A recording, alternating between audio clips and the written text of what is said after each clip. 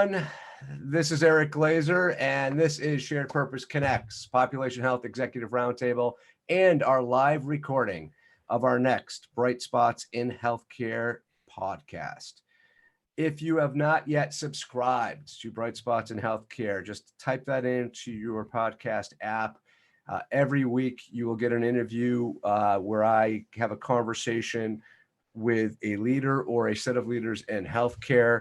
A lot of cool content already on the feed, and we have upcoming episodes with Amy Regal, the Director of Housing at CareSource, talking about how that health plan is actually investing in real estate to improve healthcare outcomes for women in low-income situations. I also have set up a podcast with the Chief Executive Officer, Rich Fernandez at Beth Israel Deaconess Medical Center in Milton, talking about getting a community hospital back up and running during the pandemic. And we have a bunch of really interesting, innovative leaders coming on the show to share their successes. So you can potentially take their ideas back to your organization. So Bright Spots in Healthcare is all about bringing you bright spots so that you could potentially clone them at your organization. Our topic today is how to leverage storytelling and video in healthcare. And our guest is none other than the Todd Hartley. Todd has become a good friend of mine over the years and happens to be one of the foremost experts in the world on video production and storytelling. He is the CEO and founder of Wirebuzz, and he works a lot with healthcare and pharmaceutical companies on how to grow their business using video and digital marketing. He hosts his own weekly podcast called Video Marketing Mastery, which is a show dedicated to helping businesses like a lot of yours find successes with video. So check that podcast out as well. And thankfully, we're friends because as Todd is getting more and more popular by the day, getting requests to present and advise all kinds of companies, including some outside of healthcare. Most recently, actually, he has been tagged by Tony Robbins to lead a series of educational or training classes for his audience. So Todd, let's start there. Update me and all of us listening on what you are doing with Tony and how is that all working out?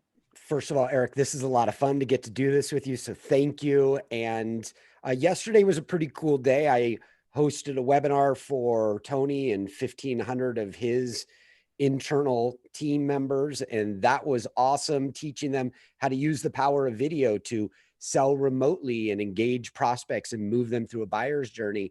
And I also, at the beginning of COVID, he asked me to create a training series of videos on his website, which we've done. And it's been a lot of fun just to watch this thing take off.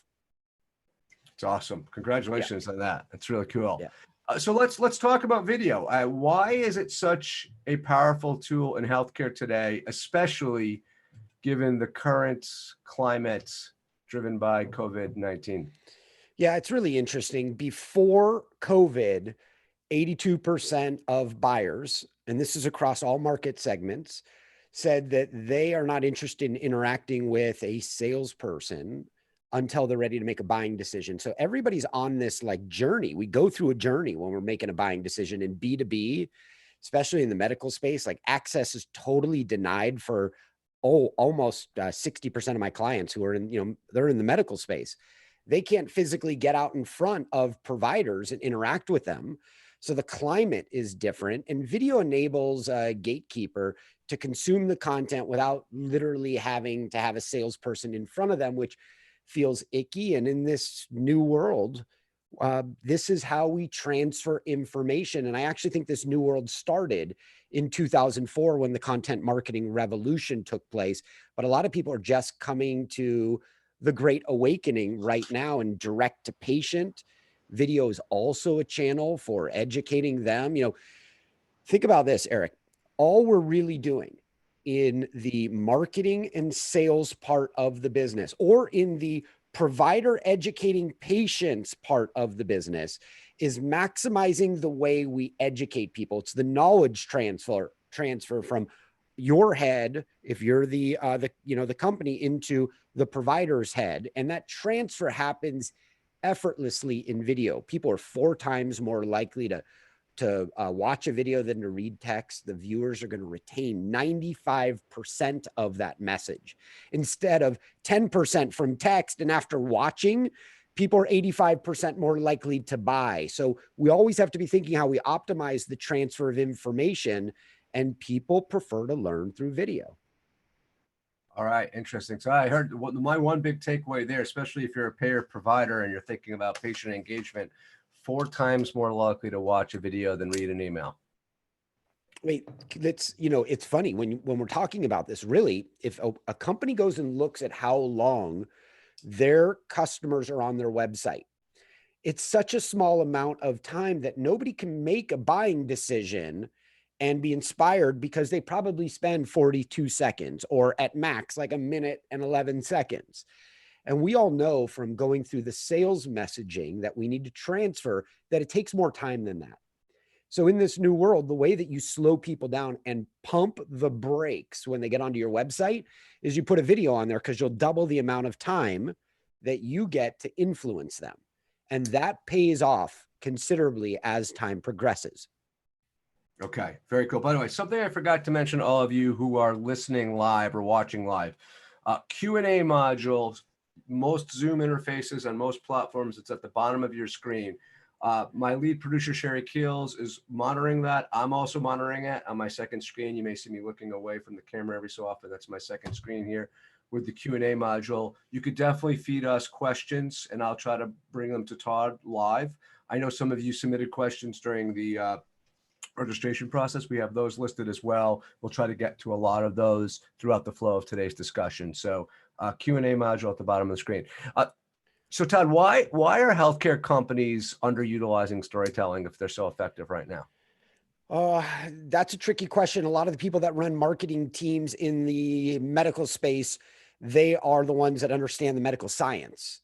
So they're more scientific than marketers. And the reality is people buy not from facts. We don't remember facts and stats. After this, you will not tell people the 4 times more likely and the 85% more likely to buy. You'll tell stories. We pick up stories, and many organizations have somebody that just isn't in the right storytelling or in the right role for that position. And stories are the glue that binds your prospects' attention into your solution, and you can move them through your belief patterns through stories effortlessly, because we've been raised to tell stories. In fact, stories are passed down for generations, from like cave drawings, campfires, to even on Amazon, and we transfer those verbally to other people. Yeah. So the better we are in telling our stories in the medical space, the easier it is for people to digest, understand, and then start marketing on our behalf. What let's provide some stories or examples of how organizations are combining storytelling and video to market and sell into, let's say, the payer provider space. Can you provide so people can understand that? So we've got a client that is in advanced breast care. They provide a lymphedema service, and I don't want to mention their name, though. I think they're thrilled in the way they're doing it because business has taken off. But what they do is they provide a lymphedema detection service. And when we got started with them maybe 10 years ago, they had the product, but they didn't have the supportive story around it.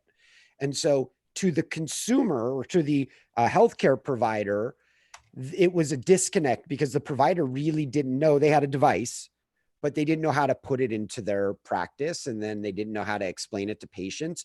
So all those stories needed to be built out. And before we knew it, they now have a service that the individual practice can use for marketing, and those stories that feature their doctor and their staff, but all the elements have been produced on a national level. And we've done something very similar for a company called Cool Sculpting that you may know, and they're an aesthetics device that freezes off the fat. So it's like the modern version of liposuction. And they do something very similar, and the stories can be repurposed for all the different locations, but those stories can also be engineered for salespeople that go out and meet the providers. So how you create those stories, how you tell them and transfer beliefs is super important. And I know we're going to spend some time, I hope, on customer journeys, but the stories support the customer journeys, which we'll get into in just a moment.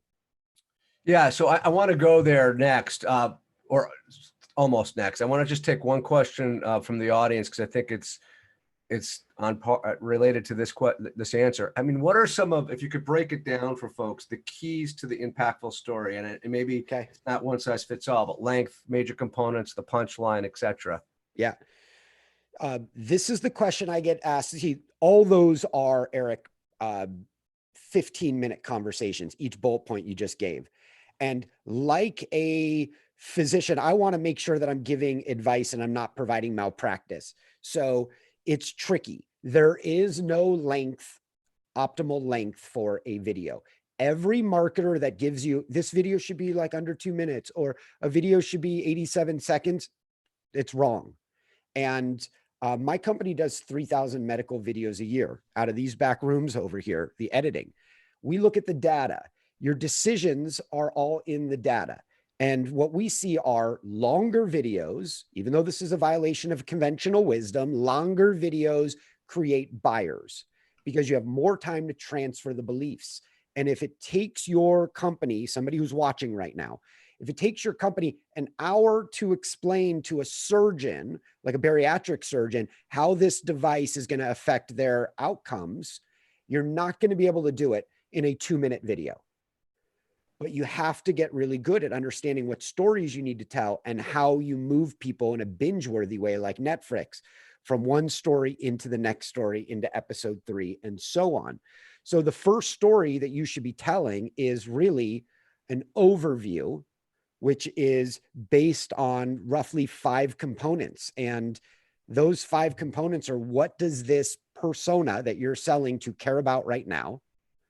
And then from there, you have to talk about what problem do you solve? This is basically the skeleton of the overview video that I'm giving you right now. Okay. The next thing is the third point. Why is your competitor's solution inferior? Now, normally when I bring this up, people's heart starts racing like, Todd, come on, you can't possibly want us to talk about our competitors, not on our website. The reality is, in a world where 82% of buyers in 2018, 82% of buyers said they don't want to talk with a salesperson until they're ready to make a buying decision. In that world, which is the world we live in, your salespeople can't do the dirty work anymore, where they tell you about the limitations because the salespeople aren't having the access anymore. So you have to talk about your competitors in a classy way. And you have to do that before you talk about why your solution is the best, which is actually the 4th point in the video. And then the last thing is like late stage questions or lingering doubts that keep people from buying. But if you want the story to be optimized, you have to make sure if your device is used for a bariatric surgeon, or let's say it's used for a breast surgeon also, you split those stories off by specialty because your person you're selling to will lean in. It'll be hyper relevant, and relevance is the most important thing. Like, I know you well enough, Eric, that if I sent you a page about Major League Baseball, but it talked about the Oakland A's, you would lean out because you're a Red Sox fan. But if I want to be hyper relevant, think bariatric surgeon or breast surgeon, and I send you a page that's all about the Red Sox, now I earned your attention, you leaned in, and it's hyper relevant and personal, and you'll go through that if everything is engineered to transfer the right information. Okay, so let me try to summarize this because I think I caught all of this. If you're taking notes here, number 1 was, what does the persona care about now? Mm-hmm. What problem do they solve? Yes. What problem do we solve as the seller here? Why, in a very tactful way, is the current solutions out there inferior? Yes. Why is ours the best? And then keeping in mind that what could be their hesitations, right? Right. They capture that? Yeah, every business, you nailed it, man. Every business is going to have a different story that needs to be transferred, but there is a logical thought sequence that you need to go through in order for people to be able to process. If you started at the bottom, you would screw up the way people process. So we have to organize, simplify, use text sparingly, Because in our world, in the medical space, when anybody, it doesn't matter if you're a provider, if you're a researcher or a patient, if you experience a wall of text and you come onto that page, your brain says, don't, like that's too much pressure. It creates paralysis analysis. Text should be sparingly, transfer the most amount of information in the least amount of words, and then give them a video to watch, and they will go through your process. And then also you need to have a testimonial story on that page. Oh yeah. Testimonial. So we talked about those 5 things I just listed as a really good student of yours right now. Yes. Where, you know, when you think about why is the competitor solution inferior and why is our solution the best, do you interface that testimonial somewhere in between there? Yeah, dude, exactly. The testimonial video lives in a certain spot in those 1 through 5 points. The testimonial video lives between why the competitor's solution's inferior and why your solution is the best, because it's in the right context. Now, that also means that testimonial video, if you sell to different providers, then that testimonial video needs to be related to the page and the provider you're putting in front of. So if it's a breast surgeon, that video better feature a breast surgeon, and preferably one that almost everybody you're targeting knows about, a key opinion leader that when a surgeon comes on that page, they're like, no way, Dr. Jerry's using this device.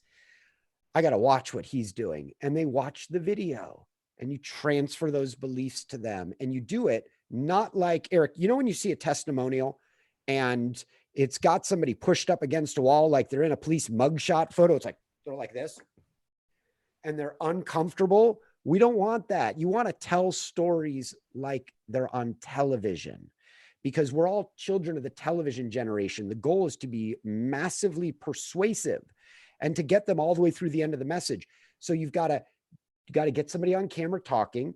You've got to edit in B-roll, showing the surgeon using the device, showing their office while they're talking. You cut away, you lay down some music, you take them through a heroic transformational journey where this device gets them to achieve their ultimate outcomes.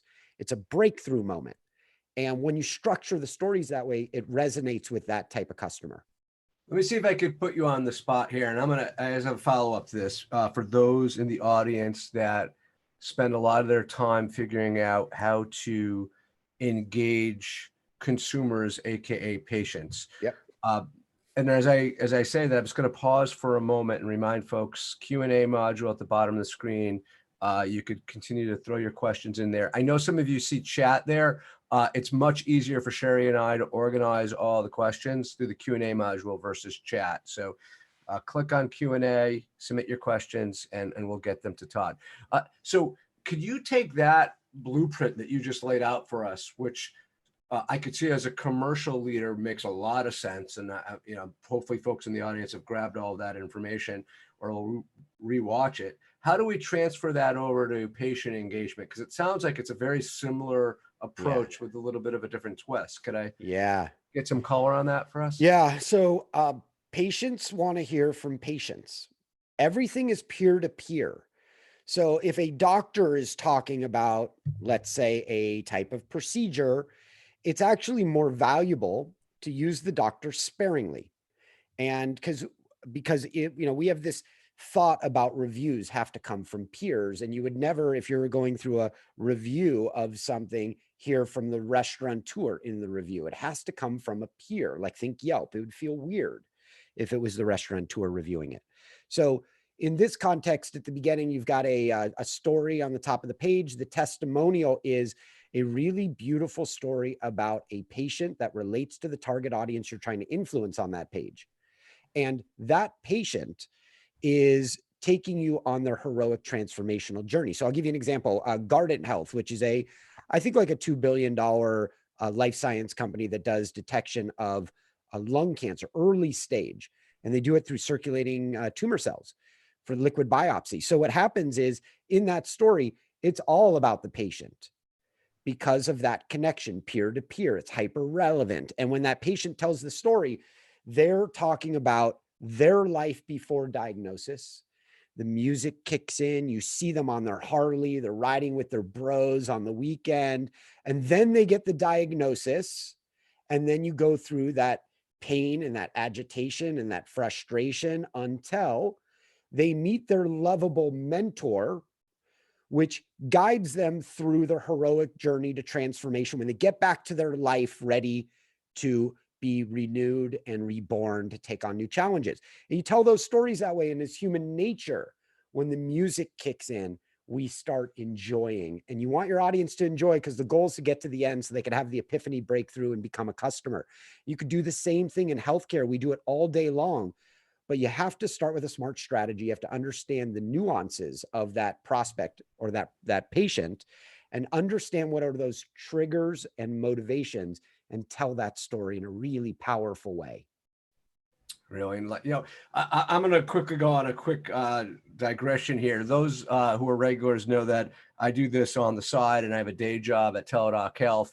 And as part of my day job, because you just teed me up nicely, I am getting ready to pilot actually a peer mentor program around diabetes, where we're going to match thriving diabetics with those that are struggling. If there's anyone on the call right now who is interested in sort of being part of that pilot or learning more about it, if you're at a healthcare payer, is probably the best match, but maybe even ACO, hit me up on chat or something, and maybe we could take that offline. I'll set up a call, but that's a nice tee up for me. But I want to get back to our program here. I've got some questions coming in now from the audience. Couple things. So in the spirit of helping people in the audience sell internally the investment in video, Yes. is there a place online, or maybe it's you personally, that has resources around the statistics that you alluded to earlier in the interview around, better engagement, the 4 times number that you threw out? Where could folks find ammunition around the power of video and storytelling? I think one of the best places to go is, we alluded to this at the beginning when you brought up Tony Robbins. So at the beginning of the quarantine, my first week, when I should have been out looking for toilet paper, my head was down working on this Tony Robbins course. And then I had maybe 5-6 days to pull it together and send it off to him, including editing. But then when I was done sending it to him, my team invested a little more time, and we created a page on our website where we teach this with a 10-minute video. And it's very visual, because we're all visual learners. Show and tell happens visually. And that can be found on this page. I'll give out a URL. Please write it down if this is of value to you. But it's the secrets to selling remotely in this new world. And it is wirebuzz.com/remote-sales. And I've got about 20 minutes total of training or video knowledge on there in 3 different videos that I think you can share with people internally. Sherry, if you could grab them, I'm sure you're already doing it. Sherry's going to probably put that on the chat that everyone's looking at. And for those who are just listening on the podcast, Todd, can you repeat that URL one more time? Of course. It's wirebuzz, wirebuzz.com/remote-sales. Awesome. Thank you. I'm going to one more follow-up question to that. Well, not to that, but I think it's important to your last answer. This guest says, first of all, this is very insightful and helpful. Thank you. So you're getting some compliments already. Then she goes on and says, since anyone can apply these techniques, how do we protect customers from being scammed? I think you do what you've always done. Your salespeople are the Sherpas, the guides, the mentors that make sure that they advocate for their customers. And the salespeople, ultimately, when they do their job right, are the trusted advisors that go in. Like, I've filmed many a video inside of an operating room where the surgeon is using a device and there is a rep standing right here next to the surgeon coaching through. So in the medical space in particular, these reps are trusted advisors, and that is a wonderful opportunity for the team to dig in and add more value. Awesome.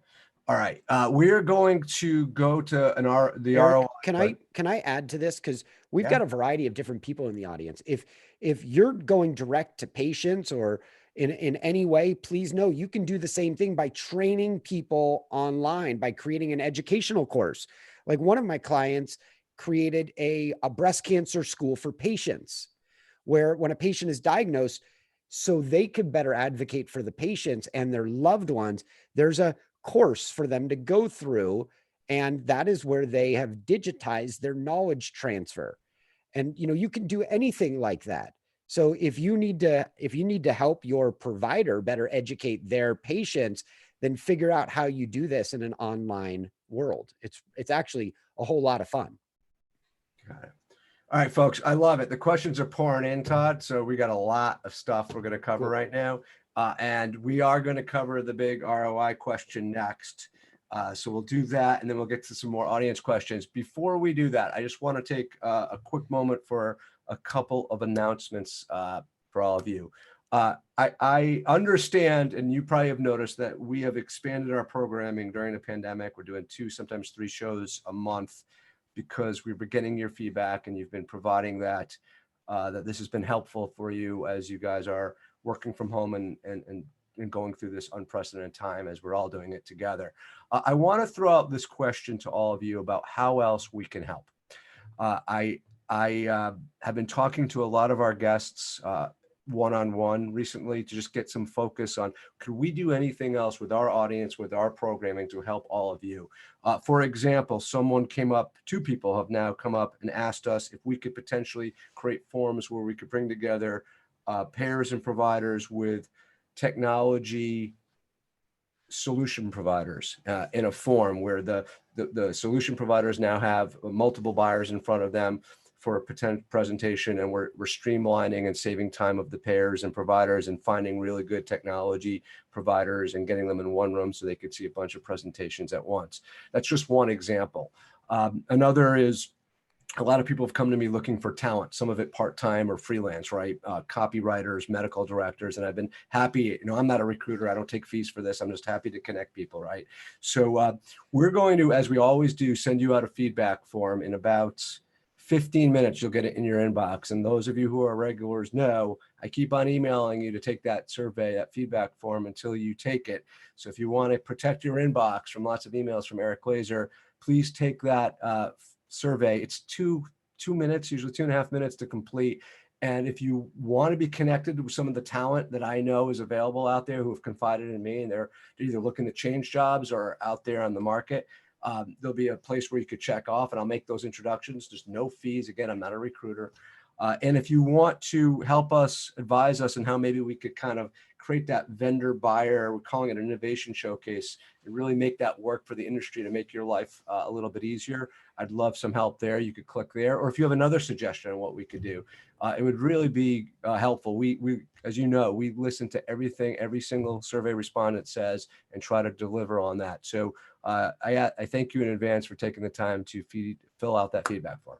All right, so Todd, let's get to the question that everyone is really interested in, is how do you think about the economics and ROI of video, and how do you track the impact? Help everyone understand that. Sure.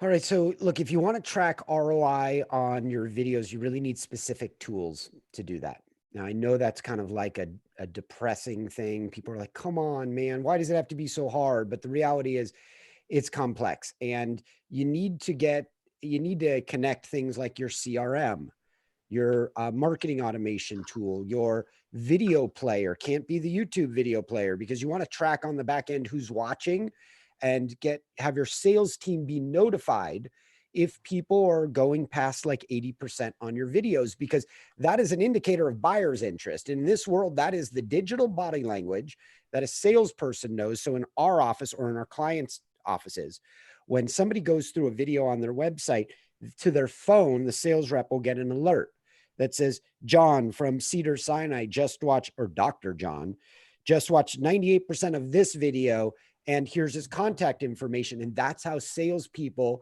prioritize hot leads and deprioritize cold leads, by who's watching the content. Now, Eric, I have a mini course where I teach this. and people can go on. It's free. There's 5 videos in the series. They're created in a binge-worthy way. So when I'm done with episode 1, I already start to pull you into episode 2, and you can get access to it at wirebuzz.com/ROI, like return on investment. And what I would like to do, Eric, if to give people context, if you want to get ROI, stop thinking about one size fits all marketing and start thinking about who the individual people are in the sales process and educate them differently than the other people. So can I use my slides real quick? Yeah, do you want to take control here? Yeah, I want the power. Do you have that, or do I have to give it to you? I don't know. I think You I got have the it. power. Do you see my blue slide there? I do. Run the right play at the right. Yes. You have to run the right play at the right time. So let's say for the sake of discussion, it's too complex for me to keep switching it between 4 or 5 different types of audiences. Let's say you're dealing with a diagnostic test or a device. It doesn't really matter. Let's say you're selling to a surgeon, but the surgeon also has to get support from the nurse or the therapist. And then the surgeon and the nurses aren't even the buyers, it's the hospital administrators. You need to have 3 separate pages for these people because they're all looking for different things slightly. And it might seem like a lot of work, but if you can get the stories right, you can close deals más rápido. So the surgeon's going to want to know about how to use the device and how it's ergonomically correct, and how it suctions off any of the carcinogens that'll happen in the room. The nurse needs to know something different. She doesn't care about the grip. She cares about the implementation and how to set it up inside of the OR. And once the nurse and the surgeon are like, we love this, but we don't have the money, the hospital administrator needs to approve it. You create a separate page for the administrator that's all about the economics, featuring the right story about how that device saved the hospital significant OR time and increased the likelihood that patients didn't have to come back a second or a third time. And then don't worry about that. Let me get to the next slide. I'm going to just bounce through this really quickly. When we're mapping this out, this is on the table right behind me. There's in the center here, surgeons, their page, the nurse team, the patient page, and off to the left on the next table is the one for administrators. Map everything out like a blueprint for a home before you start building. You know the saying, it's what? Measure twice, cut once. And that's how you start. When you get the right information in front of the right people and you track on the back end, then you can account for ROI. And these journey pages look like this. It's an organized page that controls the context for each type of visitor.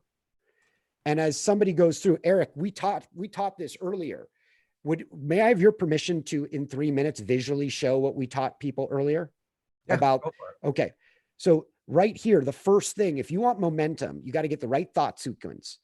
You've got to start off with limited text that says the right things, but doesn't overwhelm people. The first one is, what does this target customer or target audience care about today when they come onto this page?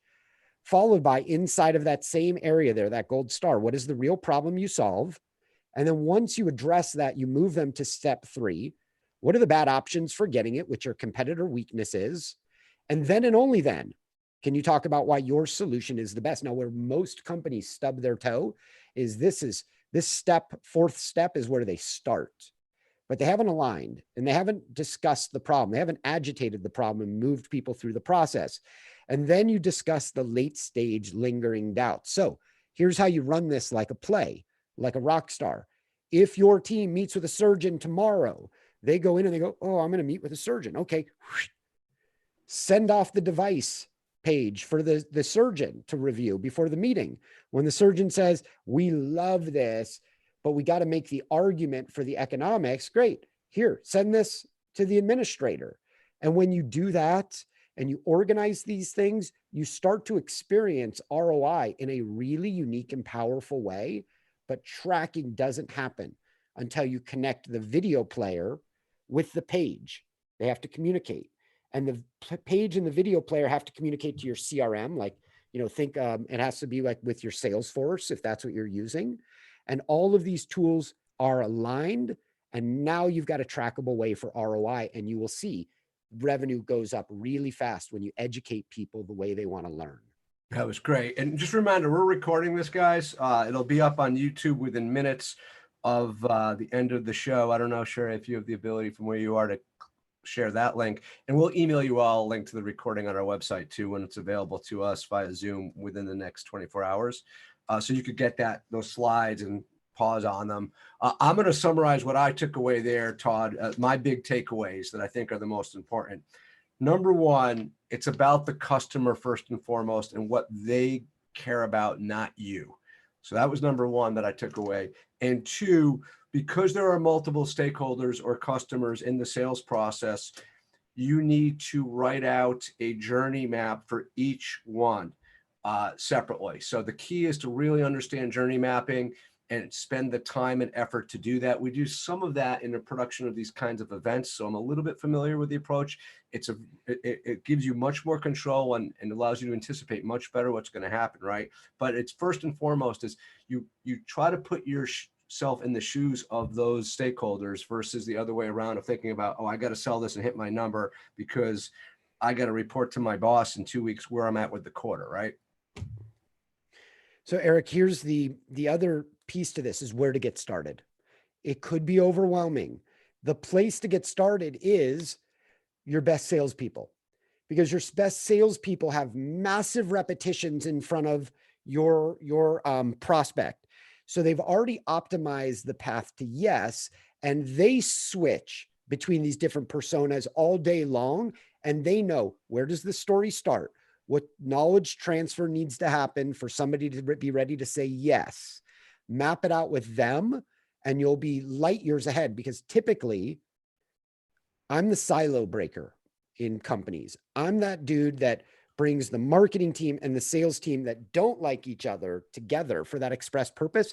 And typically these pages are created by the marketing people, and the marketing people have inferior client-facing repetitions to be able to quickly digest that. Because in most cases in the medical space, the only place where the marketers get those reps is when they go to an event or a conference, or they do a ride along with a salesperson. And that isn't as valuable as somebody who's in the field every day, navigating those little boxes you got to move people through. All right, this is great, guys. I know some of you are coming late. I know there's all kinds of questions coming in. Remember to use the Q&A module. I can't weed through all of chat with your questions. So if you've already posted something on chat, repost it please in the Q&A module, and we'll get to it in the time we have allotted. So Todd, I'm gonna throw some questions your way. There's some. What do you think about TikTok for telling healthcare stories? Any thoughts on that? No, because I mean, really, I'm a fan of being where your customer is. And if you just have to figure out where the customer is. If your customer is a provider, you're probably going to have a much better time engaging them on either YouTube or LinkedIn. Let's talk about YouTube for a second. If you're trying to, YouTube's got a completely different audience than the experience you'll get on Facebook or LinkedIn. On Facebook and LinkedIn, we're just going like this and scrolling, and then you interrupt, you pattern interrupt. On YouTube, somebody's actually physically searching, which means they have an intent. They're intent driven. So if you get in front of those people, they're actually looking for your solution. You can get in front of them. And if you run an ad, you don't pay unless somebody watches 30 seconds of that ad on YouTube, which means there are a lot of tactics that video marketers like me use to dog whistle for a very specific type of buyer. This page is for you, or this video is for you. And in doing so, you eliminate all the people it's not for, because you want to make sure that when you get to that 30-second point, the only people that are on there are potential buyers, because you should only pay for buyers. So there's a lot of tactics, and LinkedIn is great too, but there's completely different strategies that need to be deployed in those two different universes. Gotcha. I don't know, are providers hanging out on TikTok now? No, but I think consumers are. Yeah, I think so.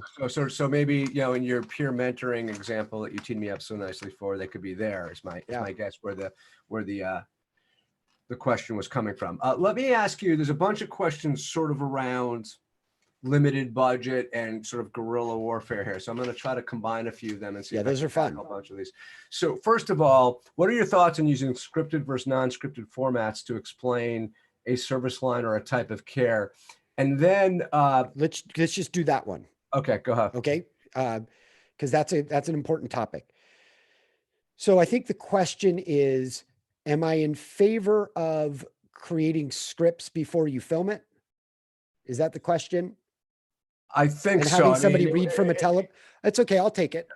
If you have a limited amount of time to transfer information, which we know you do, I highly recommend scripting it before, especially if you're in the medical space, because then you can have your legal and regulatory team review it.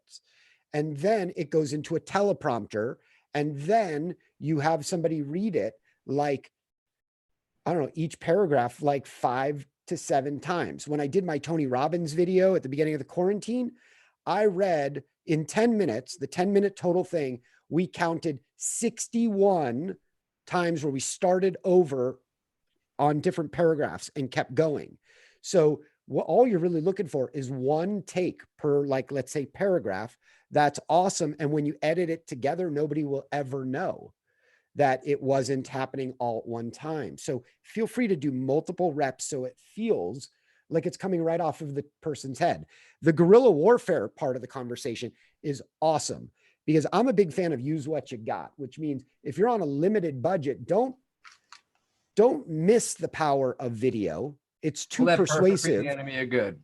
Right? So don't decide we'll do the video when we get the budget. Use what you got. You got a phone, put it on tripod, set it up, tell your stories, have somebody edit it, and get her done, because your prospects will value the knowledge transfer, the accelerated knowledge transfer, so much more than you not using video. And then when your budget's increased because you're getting success, then level up that video professionally.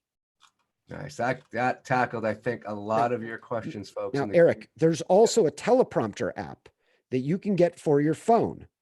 And I've got one right here, and it's called Teleprompter Pro. But I'll tell you right now, there are like 10 really good apps. And I just discovered one yesterday that I'm not mentioning yet that I think I might like better. So this teleprompter app has my script in it. And the script lines up right next to the camera. If the camera is like right there, you see how close the words are? Yeah. Some of these teleprompter apps will put the words all the way across the screen. And that ain't good, because as you're reading, you're going like this. Right. The territory is too big. So by limiting the words to just right by the camera, nobody knows your eye line is reading, because it's so tight next to the camera that if you just keep aligning with that, you can read your script multiple times. It might take me 10 times or 15 times to nail it. But when I do, it's golden. Love it. All right. So I think that a lot of you are asking about, high budget, low budget, great camera, cell phone. I think that covers a lot of the folks who ask questions. I'm going to, there's a couple of interesting ones, Todd. I don't know if this will put you over your skis or not. So I think this is talking about patients being a target audience. How do you apply these video techniques towards a target audience that may be sensitive to the amount of screen time they could absorb, i.e. brain injury survivors? You go to their advocate. I mean, what if in every scenario, when my wife went through breast cancer, I was the one doing the research. It was my job and responsibility to be thinking about the icky things so she could recover. So I'm looking at, how do we know if we need chemo, right? While my wife is medicated and asleep in the bed. And in most scenarios, when you are marketing to a patient, you are also marketing to the advocate for that patient. So I would highly recommend doing that. And then if somebody's sensitive to screen time, you can use podcasts. You could use a variety of different tools. You can even put the text on the video easily. There's some tricks that I teach for that. So the transcriptions are there. There's an infinite amount of ways that you can influence people if you start off thinking about strategy and your goal, brainstorming. You got to think creatively. We call it in our office thinking ridiculously. And when you start thinking ridiculously and there's no wrong answers and everybody's brainstorming, eventually there's like 3 or 4 ideas that are golden that you can extract from it and start moving on. What about for those people who are in communications and not sales? And I'm assuming communications is PR and or investor relations. And, Yes. And Marilyn, if you want to follow up with me, if I'm getting that wrong, let me know. What should the focus be of their video efforts? And are there any companies out there that do this really well that folks could look into and benchmark up? Love the topic. So I remember in like 2014 or 15, one of our clients was IPOing on NASDAQ. Their PR team said, we are a laboratory. They're going to go $1 billion on their IPO, multiple $1 billion. There's no way that we can handle all of the media interviews. So I recommend taking your video assets and creating a newsroom library, like a library of digital assets that are pre-approved by your team. So like my team went in and we filmed inside of the laboratory where we knew that we didn't want to have the national media going around. The laboratory time's too expensive. And then we created B-roll. And the B-roll, which for those that don't know, is supportive footage. When somebody's doing an interview on the news, they can cut to and show people putting samples in a test tube and the scanner going back and forth, all the visual things that the news loves. Maybe it is B-roll of the office and the cars going by, just all these assets, B-roll of the medical director talking, teaching, and so on, all pre-approved. And then when you create this library, you can then provide that out to the media. And you have, and we saw that CNBC and MSNBC and a bunch of alphabet soups were using all of these pre-approved B-roll. And if somebody like me who grew up as a talk show host on traditional media, we would have never done that back in the day. But now it's so much more economical to rely on that footage that it made sense from a PR perspective. And then when you're pushing out a press release, use those assets, take your phone. If you don't have a budget, get somebody to read tell the story, don't read it, but tell the story of why this is important in the way that humans communicate. Put that in your press release. More people will digest your press release. I mean, there's just 1,000 ways that you can be more compelling and convincing in PR and Marcom by using video as your friend to help you tell the right stories. And I know, as being an on-beat reporter for so many years, that if somebody gave me the assets and the assets told the story a certain way, and I'm on a deadline, I better use the assets the way that they tell the story, or I don't have a story to tell. So you can kind of engineer the media that way. Got it. So let's do this. I'm going to throw you a little bit of a curveball. Right. Two things. I think they're related. How does B2B marketing with video and storytelling differ from B2C? That's business to business, business to consumer, for those of you in the audience that don't know what I'm talking about. And then quick second question, what about fundraising? How do you see virtual fundraising being affected or impacted by video and storytelling? So go with those 2 questions. I should keep you busy. All right, so do me a favor. Oh, by the way, before you answer that, I'm sorry, Todd. Guys, your inbox right now, your feedback form's in there. This is your time to take it and prevent me from bothering you a lot during the next few days. Sorry, go ahead, Todd. Eric, do me a favor. Remind me on the second one when I come up for air, okay? And just tip me off on what the first one is one more time. Sorry. Difference between B2B and B2C. Yeah, gotcha. We'll follow it up. All right. All right. So I violate conventional wisdom every time conventional wisdom is wrong. And I know that the way we've all been raised about B2B and B2C is that they're different universes, but there's a collapse in these universes now because of the consumer has changed. The customer is always 100% in charge.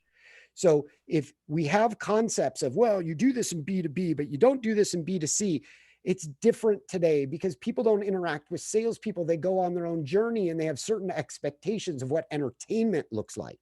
So I highly recommend that if you want to persuade people, you still have to use emotion. You still have to use stories. You still have to use music. You have to use multiple camera angles and make it visually stunning because you got to get them to the end of your story.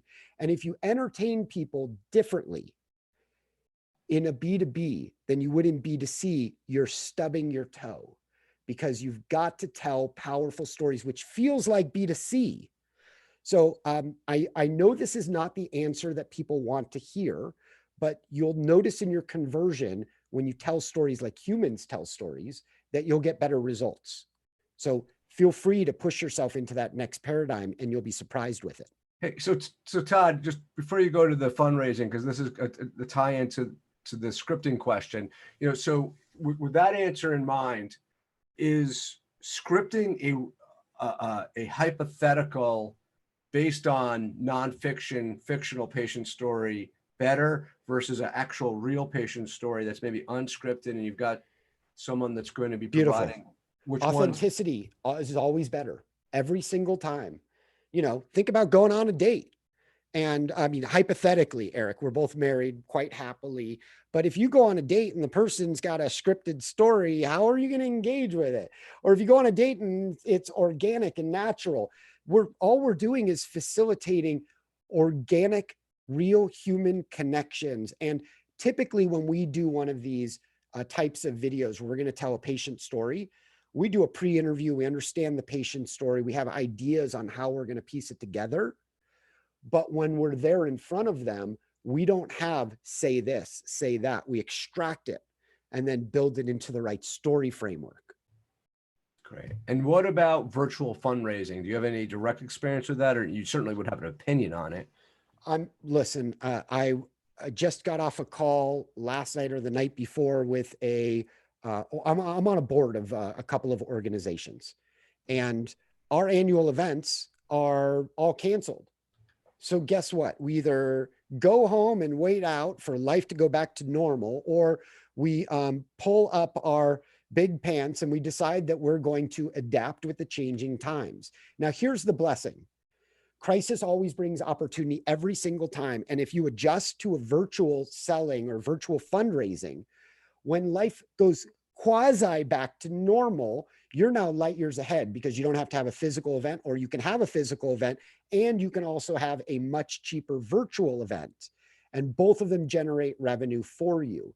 So listen, it's time for us when we see crisis to recognize that we are young dogs learning new tricks and we're here to compete and grow and better serve our community or our organization. And so learning new tricks is absolutely the way you stay ahead of the curve. Nice. All right, Todd.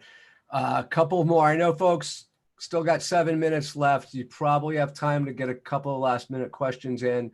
So we've gone through a lot of them. So keep the questions coming. This is an interesting one. What makes the decisions in academic medical centers, hospitals, medical schools, schools of public health, what makes the decisions, who makes the decisions? I'm sorry. Who makes the decisions about doing videos and for what purposes? Do you have any sense of that? Yeah, it's actually depends. So often it could be like a center of excellence has its own marketing team and they have a budget, and sometimes it's the hospital administrators that end up doing it. So it's a big depends, but ideally what you want to do is figure out who's got goals that they need to accomplish and then start looking at the materials and how they're currently telling those stories. And if they're doing it with a wall of text, you're giving people too many hoops to jump through in order for them to get your story understood. And if you're making it too hard for people, they're going to leave because people will not burn mental calories to learn about your benefits. They won't. They'll hit the eject button and move on. And the people that know how to tell things in an effortless, on-demand, hyper-relevant, and binge-worthy way earn attention and earn customers. What about full well knowing that someone is going to be interrupted, right? There's probably people right now who are half watching us. How do you keep a customer engaged in a virtual session where there's likely going to be a bunch of interruptions? Yeah. Okay. I think this falls under the attention span topic. It's like people hit me up with this all the time because I violate the conventional wisdom because I know longer videos have a higher sale conversion rate. And so people, when I tell them this, they're like, dude, no, people have short attention spans. So they're going to get distracted, Todd. And the reality is, I grew up with attention disorders. I know you know this about me, Eric. I'm on the alumni advisory board at the University of Arizona SALT Center, which specializes in students with attention disorders. Here's what I've discovered. By the way, my job now is hacking the attention of consumers. And when people say that we have attention disorders as a community, we don't. That's totally wrong. People don't have an attention disorder. They have an overabundance of attention options, which is different. So if I get something that's about the Los Angeles Lakers, I'm going to read every single word about it because I'm interested. Interest is the primary function. When I work with students with attention disorders, the first question I ask is, what are you passionate about? And, oh, how long can you spend on that? Because when I ask that question, they're like, oh, I could sit there and play that video game for 20 hours in a day, barely sleep. They don't have an attention disorder. They have a hard time selecting what is of interest. So we have to get, here's the big thing. We have to get better at being entertaining and telling stories and move people through the knowledge transfer. It's time to up our game, not to blame our customer and their limited attention. All right. I'm going to have to pick one last question. It's a bunch to choose from. Listen, and I know you're going to be your bias here, but why don't you advise folks what are some of the decision-making criteria they should be using on when they should be outsourcing production versus when they should be doing it in-house? Yeah, I'm not biased about it at all. I think that there are, there's a big audience here. Some people have budgets, some people don't. So the decisions are different. If you are on limited budgets, as mentioned before, use your phone, but you can outsource your editing. You could go to a website like freelancer.com or Upworker and find editors somewhere in the world that'll do that for you cheaper. And, but just like having a website built in, let's say India, you are going to work harder in order to get back what you need, because it's going to take a little bit more supervision on the copy and the scripting and how the story is told. No offense to anybody in India. I'm not knocking a continent. I'm just saying, if you outsource it, you may not have those expertise that understand the medical terminology. I happen to be in a company that has medical strategists behind me if we were in a normal time of life. And Arizona just opened up like 2 days ago. So some people are coming back into the office, but they write the scripts because they're already medical professionals that understand the science. It's a different level of service. And they go back and forth with the regulatory teams and create the animations that tell that story. So you have to ask yourself, what are you looking to accomplish? What is your budget? Budget will dictate how pro you can go. And often DIY is good for now and plug ahead, but you will have to spend more time making sure your DIY project turns out pro. Great job. Folks, I know every time we put one of these on, even though we don't charge for them, it's 60 minutes of time that you're dedicating to watching our programming. And I can't tell you how much I appreciate it. What a privilege we think that is. To that end, please fill out that feedback form so we continue to deliver and make sure that it's an hour well spent for you. It's so important to us. Bright Spots in Healthcare podcast. If you haven't subscribed, Todd's podcast, The Video Marketing Mastery. And I'm assuming they could find that in any podcast app, Todd? iTunes, Stitcher, Google Play, pretty much everywhere. Right. Same thing with Bright Spots in Healthcare. Hit us up there. If you want to reach out to Todd, it's todd@wirebuzz.com.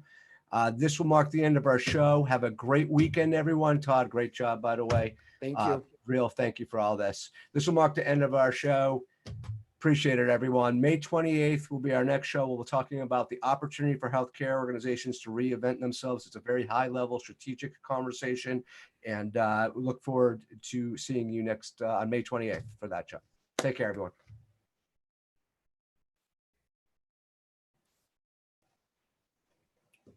Great job.